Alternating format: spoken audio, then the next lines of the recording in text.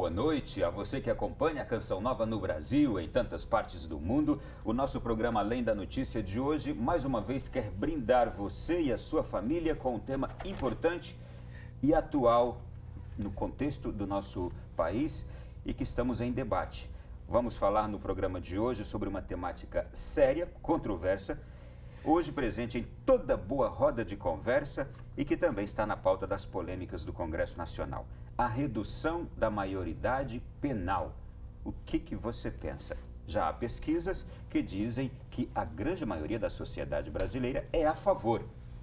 Todavia, o assunto repercute no país, tendo inclusive um alto índice de aprovação na sociedade, como dissemos.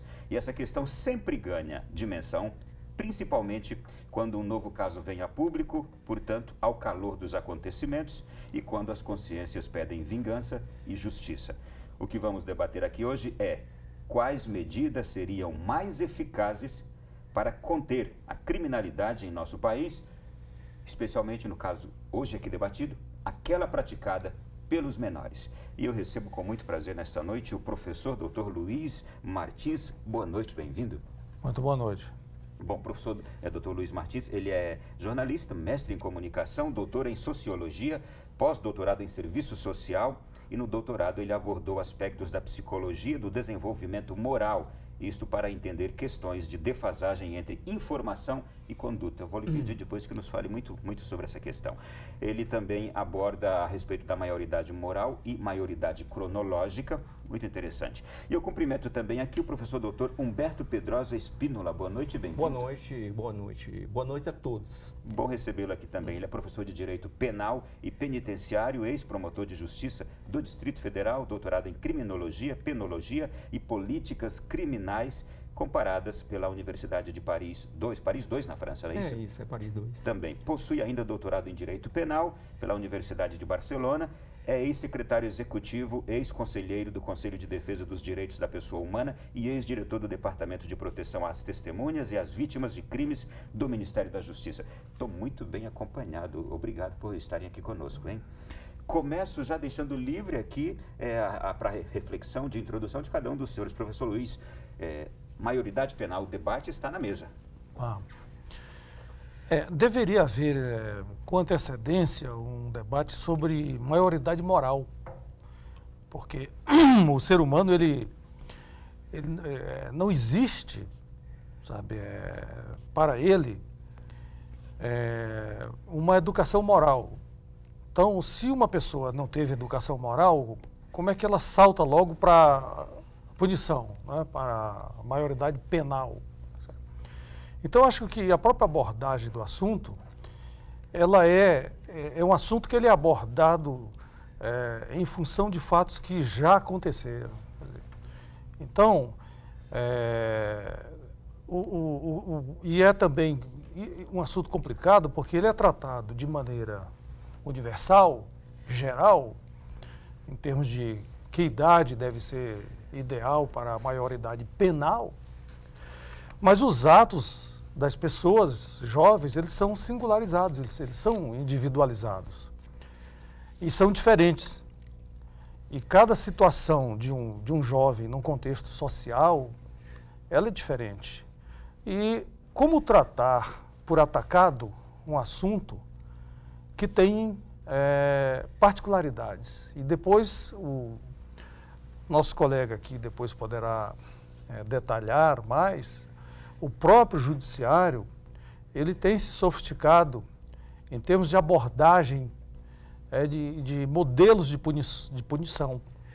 Então nós temos, eu vou começar logo pela, digamos assim, pela vanguarda, pela última fronteira, que é a justiça terapêutica, que é uma novidade. Quando você tem pela frente um caso que é visivelmente patológico ou de um praticante de uma patologia social, a chamada sociopatias, é inútil que você coloque esta pessoa num sistema prisional comum, sabe? Inclusive porque, num caso como esses, a solução ela não é penal, ela é médica, ela é terapêutica, ela é psicológica, psiquiátrica, por vezes é um tratamento de dependência. E por vezes, são pessoas que já estão num estágio avançado de exclusão social, de desagregação, de abandono e até de periculosidade. Então, eu acho que nos modelos de justiça, o mais velho, o mais obsoleto, o mais antiquado é justamente a justiça pela abordagem penal. Porque você tem hoje, para além do direito penal, o direito restitutivo, o direito o compensatório, né?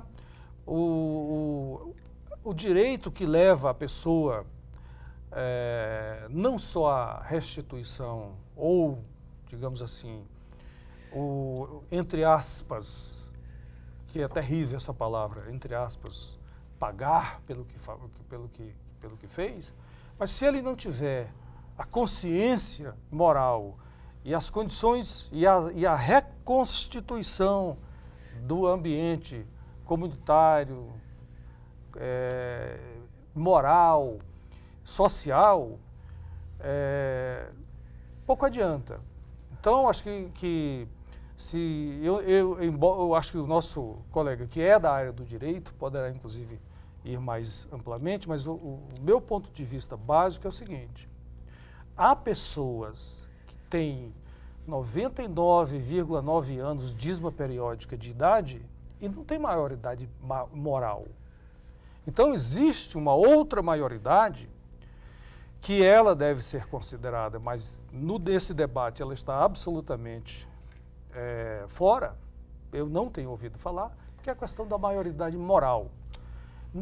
Uma pessoa, por ter idade avançada, não significa que ela teve, que ela está agindo com maioridade moral. E, por vezes, uma criança de 10 anos já tem a sua maioridade moral. Para o senhor aí está o X da questão, né?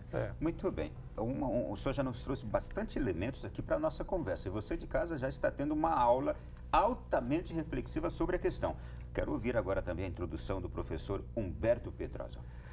Bom, eu concordo com vocês no sentido de que é um assunto complexo, um assunto que exige uma grande reflexão e uma reflexão diversificada e que tem que ser muito debatido, porque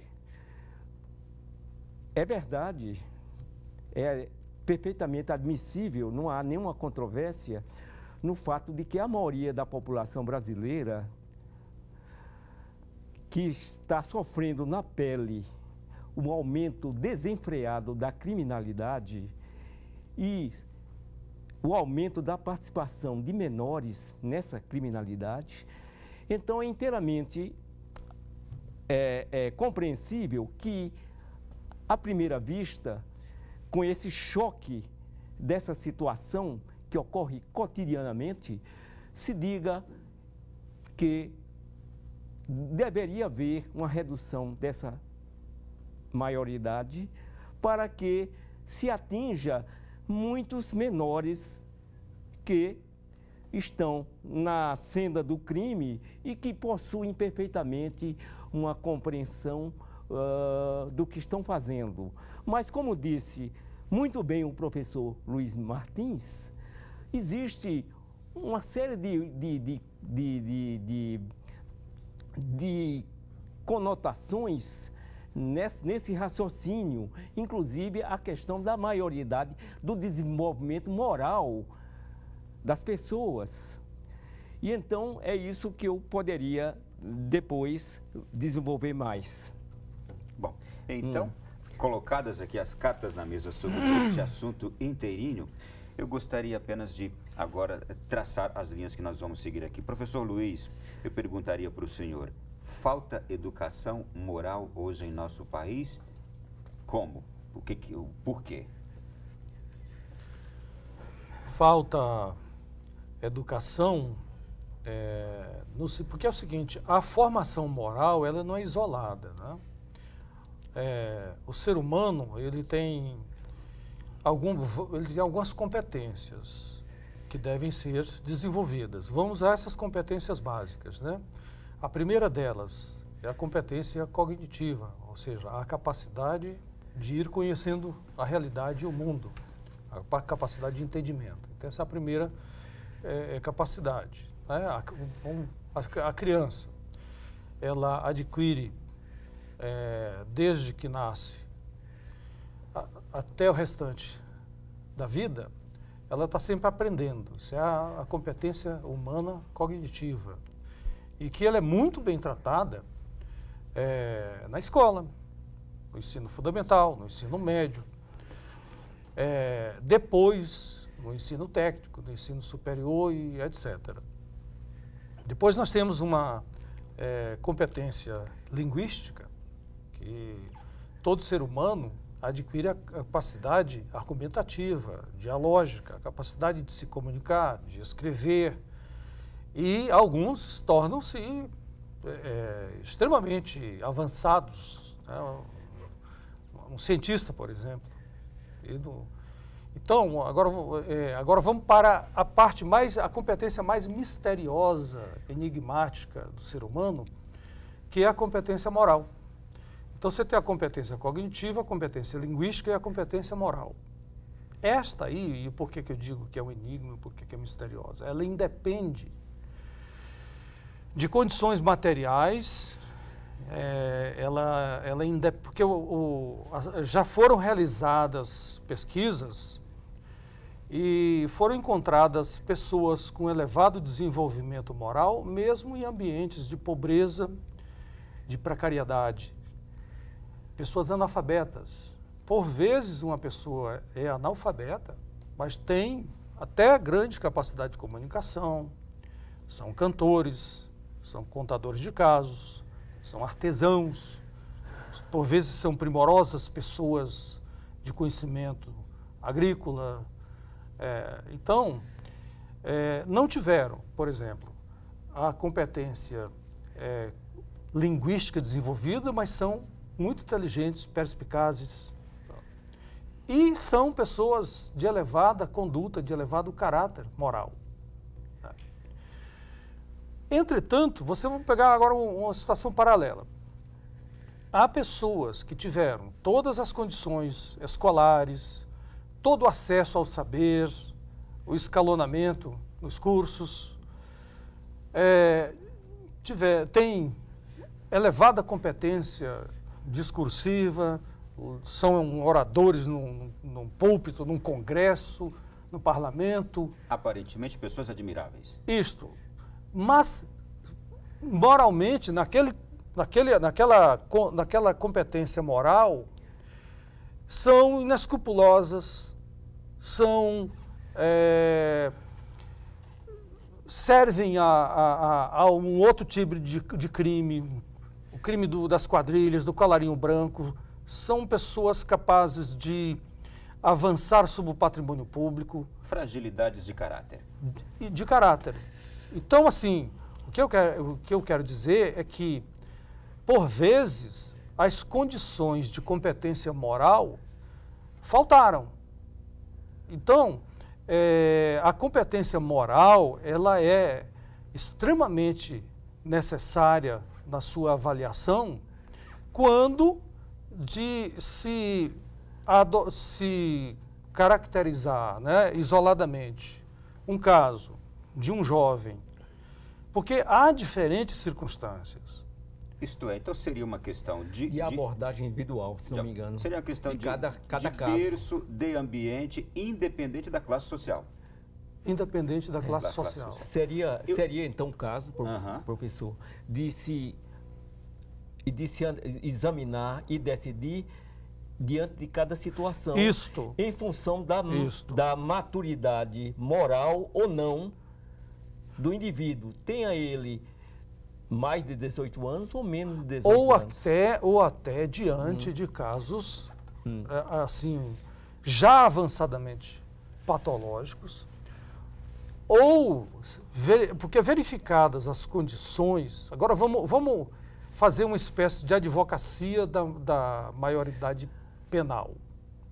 A maioridade penal, ela não pode, se for adotada, ela não pode ser adotada simplesmente por atacado. Sabe? Por quê? Porque há jovens extremamente perigosos, capazes de crimes sequenciais e hediondos, e que já estão nessa conduta e cuja recuperação, e cujo tratamento e o que fazer com ele é um desafio interdisciplinar. Não é simplesmente adotarmos digamos assim, um caminho, um trilho, onde fez isto, nós colocamos aqui e ele vai para lá. Só quero entender uma coisa, o senhor entenderia que a decisão não pode ser uma decisão por atacado no sentido de adoção ou não adoção e em caso de não adoção da maioridade, também não se fazer nada. É isto? Vamos fazer o seguinte, no próximo bloco a gente continua essa nossa conversa, aprofundando mais o tema ainda. Tenho certeza que está valendo a pena. Pegue seu telefone, avise para alguém que o tema do programa de hoje aqui é também do interesse desse alguém certamente. Somos todos, sociedade brasileira, família, e estamos envolvidos nessa temática. Voltamos daqui a pouco.